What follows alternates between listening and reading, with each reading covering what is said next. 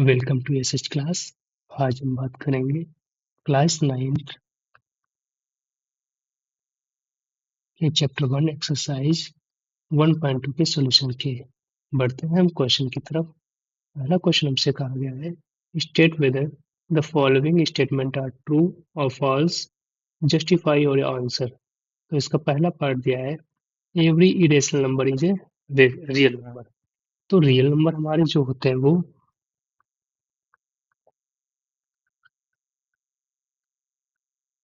जो real number होता है वो हमारा कलेक्शन होता है इरेशनल नंबर और रेशनल नंबर का, रेशनल नंबर और इरेशनल नंबर का। तो इसका मतलब ये हुआ कि इरेशनल नंबर भी सारे हमारे रियल नंबर होंगे और रेशनल नंबर भी सारे हमारे क्या होंगे, रियल नंबर होंगे।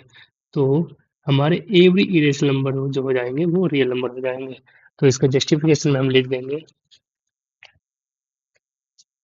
since the collection of real number is made up of rational and irrational number। बढ़ते हैं क्वेश्चन नंबर 2 की तरफ।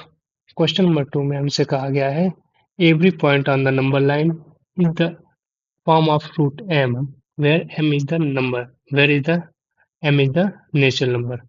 तो सबसे पहले हम ड्रा कर लेते हैं number line,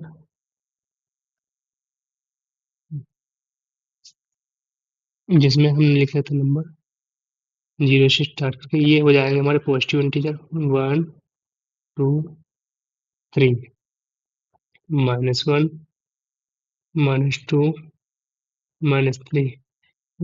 every point on the number line in the form of root m where m is a natural number.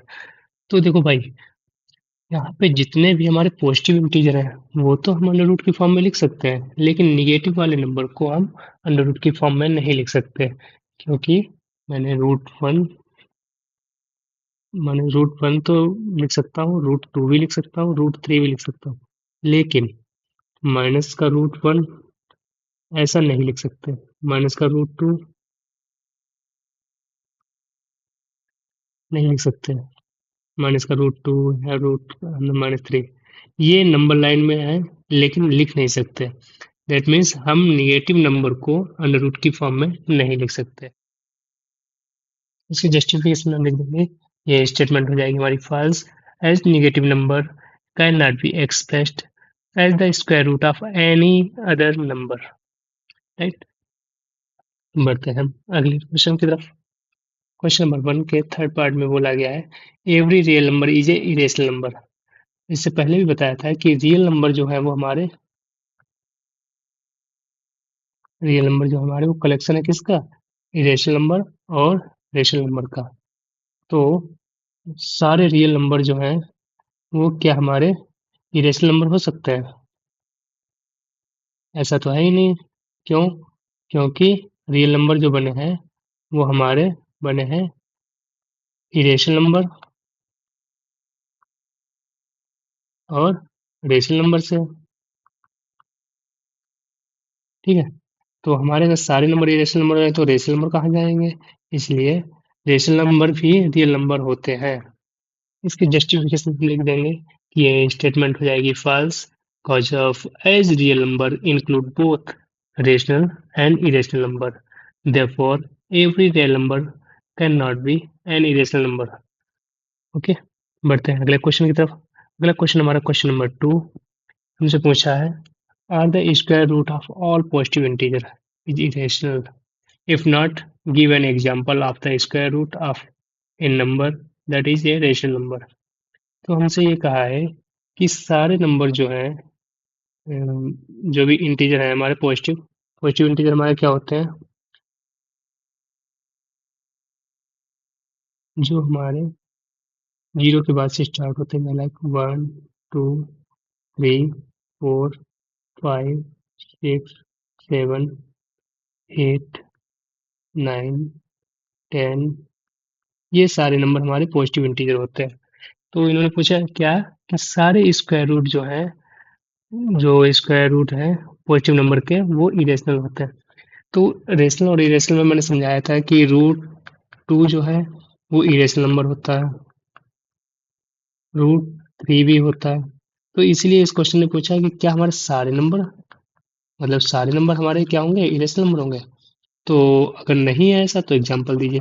तो देखो, ये 4 जो नंबर है हमारा, 9 नंबर जो है, इनका हम स्क्वायर रूट जब करेंगे तो ये हो जाएगा इस तरीके से, √4 को हम लिख सकते हैं 2 का स्क्वायर, राइट। 2 का स्क्वायर क्या होगा, 2 इंटू टू इक्वल टू 4। तो इसे हम लिख सकते हैं 2 का स्क्वायर। स्क्वायर से स्क्वायर कट जाएगा, स्क्वायर से रूट कट जाएगा, इसका मतलब हमारा आंसर आ जाएगा 2, जो कि एक नंबर लाइन पे आता है, जो कि एक पॉजिटिव इंटीजर है। ये क्या हमारा पॉजिटिव इंटीजर है। ऐसे ही √9 जो है वो हमारा क्या हो जाएगा, 3 का स्क्वायर। इससे हम लिख सकते हैं 3, ये भी हमारा पॉजिटिव इंटीजर है। तो हम कह सकते हैं कि सारे जो पॉजिटिव इंटीजर हैं वो इरेशनल नंबर नहीं होते हैं। एग्जाम्पल के तौर पे लिख देंगे कि इफ नंबर,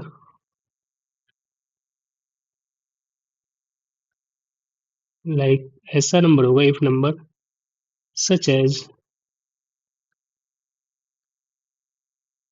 √4, जिसकी वैल्यू कितनी आई है 2, एंड √9 इसकी वैल्यू कितनी आई 3, आर रेशनल नंबर। ओके, ये क्या हमारे रेशनल नंबर है। ऐसे नंबर अगर मिलेंगे हमें तो वो रेशनल नंबर होंगे। लाइक अगर हमारा √16 होगा, वो भी हमारा क्या होगा, ये भी हमारा रेशनल नंबर होगा।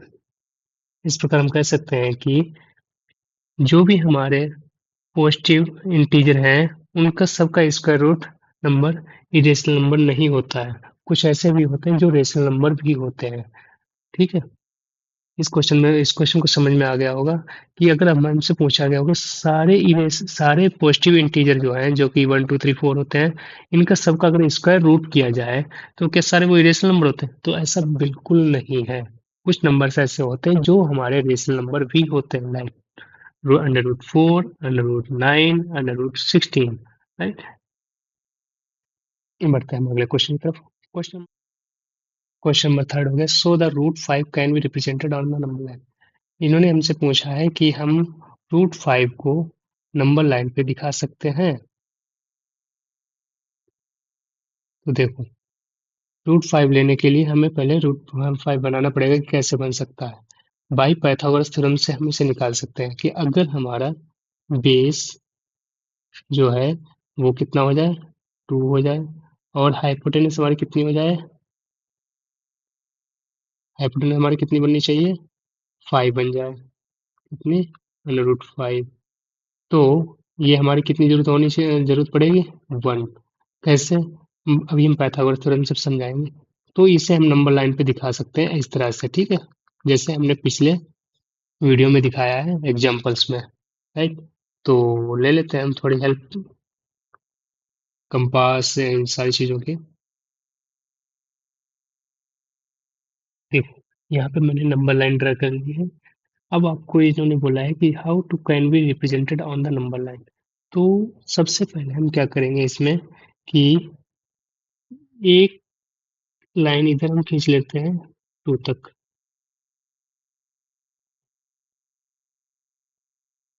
ओके, और 1 यूनिट खींच लेते हैं मेरे परपेंडिकुलर।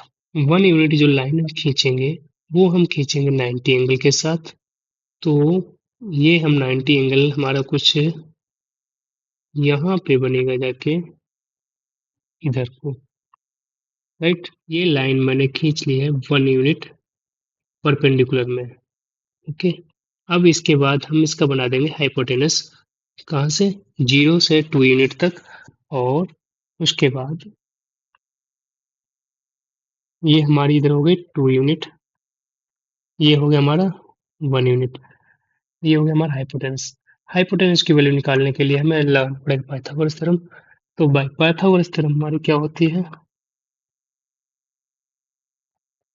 हाइपोटेनस इक्वल टू क्या हो जाएगा, हाइपोटेनस का स्क्वायर इक्वल टू परपेंडिकुलर का स्क्वायर प्लस बेस का स्क्वायर। बेस हमारा क्या हो गया है, ये पॉइंट हम ए दे देते हैं, अगर ये बी दे देते हैं, ये सी हो जाएगा। तो बेस हमारा हो जाएगा ए बी, बी सी हमारा perpendicular, A C equal to hypotenuse का स्क्वायर। तो ए सी का स्क्वायर इक्वल टू BC का स्क्वायर प्लस AB का स्क्वायर। AB की वैल्यू कितनी दे रखी है हमें? AB की वैल्यू दे रखी है 2 का स्क्वायर प्लस 1 का स्क्वायर, और इसके अलावा AC की वैल्यू हमें फाइंड करनी है। तो AC का स्क्वायर इक्वल टू 1, 1 का स्क्वायर 1 हो जाएगा, और 2 का स्क्वायर जो हो जाएगा वो 4 हो जाएगा। तो AC का स्क्वायर इक्वल टू हो जाएगा हमारा 5। दोनों तरफ हम रूट कर लेते हैं, तो रूट AC का square equal to root 5, square से रूट हट जाएगा, तो AC इक्वल टू हमारा क्या हो जाएगा? रूट 5। तो ये वैल्यू हमारी क्या आ गई? रूट 5।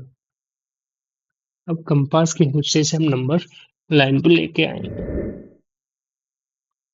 अब इस कंपास की मदद से हम रूट 5 की वैल्यू को नंबर लाइन पे लेके आएंगे, जो कि ये हमारा कहाँ पे आएगा? कहीं ना कहीं यहाँ पे। तो ये वैल्यू हो जाएगी हमारे रूट 5 के बराबर। क्यों? क्योंकि भाई ये इतनी वैल्यू जो है आपकी वो रूट 5 है, तो यहाँ पे भी तो रूट 5 ये उतना यहाँ पे होगा। तो इस तरीके से हम पता कर लेंगे नंबर लाइन पे कहाँ पे आएगा। ये हमारी वैल्यू क्या हो जाएगी? रूट 5। चलिए बढ़ते हैं हम अगले क्वेश्चन पे। अगले क्वेश्चन में हमसे कहा है, ये है हमारी क्लासरूम की एक्टिविटी जिसमें हमें पॉइंट लेने हैं। Take a large sheet of paper, construct the square root of spiral in the following fashion. Start with a point O and draw line segment OP1 and unit length, and draw a line of segment P1 and P2 perpendicular to OP1 to unit length C। इस figure को देख लीजिएगा।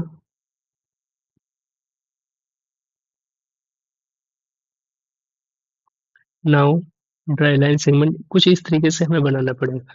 तो देखो समझो, यहाँ पे ध्यान से समझना कि हम सबसे पहले क्या करेंगे, एक नंबर लाइन पे 1 यूनिट की लेंथ लेनी पड़ेगी इस तरीके से। ये 1 यूनिट हो गया। अब वही लाइन परपेंडिकुलर 90 एंगल के साथ इधर लेना पड़ेगा।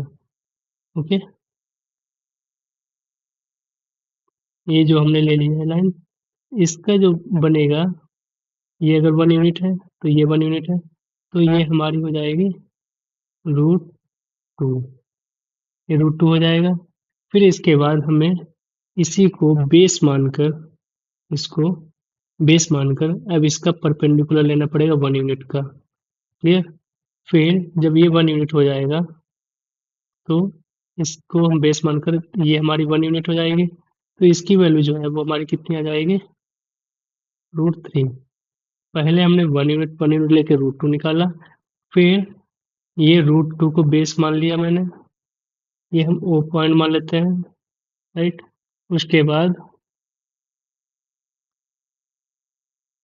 ये मान लेते हैं ए, और ये पी। तो ओ पी वन जो हमारा वो कितना हो गया? ओ पी वन हमारा कितना हो गया? रूट 2। और ये हमारा क्या हो जाएगा? O P 2। ये कितना हो जाएगा हमारा? रूट 3 के बराबर। कैसे? देखो, ये रूट टू का स्क्वायर करोगे प्लस 1 का स्क्वायर करोगे, और ये होता है हमारा ओ पी 2 के बराबर, ओ पी 2 का स्क्वायर के बराबर। ठीक है, तो कितना आ जाएगा हमारा? ओ पी 2 का स्क्वायर इक्वल टू कितना आ जाएगा? 2 प्लस 1। तो ओ पी 2 कितना हो जाएगा हमारा? रूट 3। तो ये हमारा कितना आ जाएगा? रूट 3। ठीक है, अब इसी प्रकार फिर से हम इस पे 1 यूनिट परपेंडिकुलर में ले लेंगे, जो कि 90 एंगल के साथ होगा। ये कुछ होगा 1 यूनिट के बराबर, लेट सपोज ये 1 यूनिट के बराबर होगा। तो अगर ये 1 यूनिट के बराबर होगा, तो ये हमारा कितना हो जाएगा?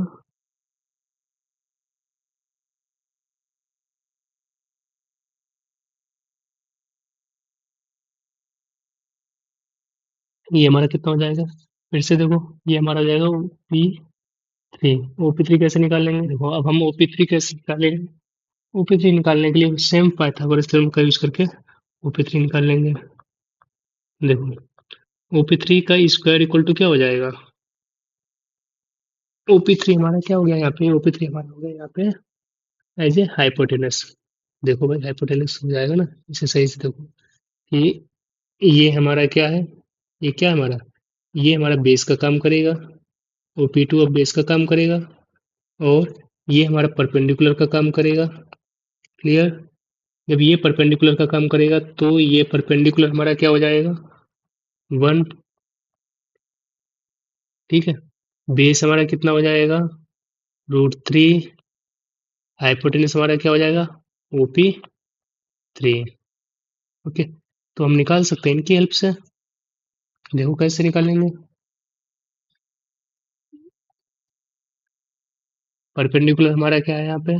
परपेंडिकुलर हमारा 1 का स्क्वायर प्लस बेस हमारा क्या है यहाँ पे? √3 का होल स्क्वायर। तो ये हमारा क्या हो जाएगा? हाइपोटेनस का स्क्वायर इक्वल टू OP3 जो है हमारा, वो हो जाएगा 1 प्लस 3 3 जा, और √3 का स्क्वायर कितना हो जाएगा? 3। तो OP3 इक्वल टू कितना हो जाएगा? जो कि स्क्वायर हटा देंगे तो इधर क्या हो जाएगा? √4। तो ये हमारी वैल्यू कितनी आ जाएगी? √4। ठीक, ऐसे ही हम आगे बढ़ते जाएंगे, फिर से 1 यूनिट ले लेंगे। ठीक है, 1 यूनिट ले लिए, उसके बाद फिर से हम हाइपोटेनस खींच लेंगे। खींच लिए, अब ये हमारी √5 निकल के आ जाएगी। ये हो जाएगा हमारा OP4। ओके, फिर से हम 1 यूनिट खींच लेंगे 90 एंगल के साथ। ये सारे हमारे 90 एंगल ही हैं। ओके, तो इस तरीके से हम, ये हमारा एक्टिविटी का पार्ट है। ओके, तो ये OP4 ऐसे ही हमारा √6 निकल के आएगा। ऐसे ये स्पाइरल मोड में बनता चला जाएगा। ये आपको घर पे करना है। इस तरीके से एक्सरसाइज 1.2 हमारी हो गई है कंप्लीट।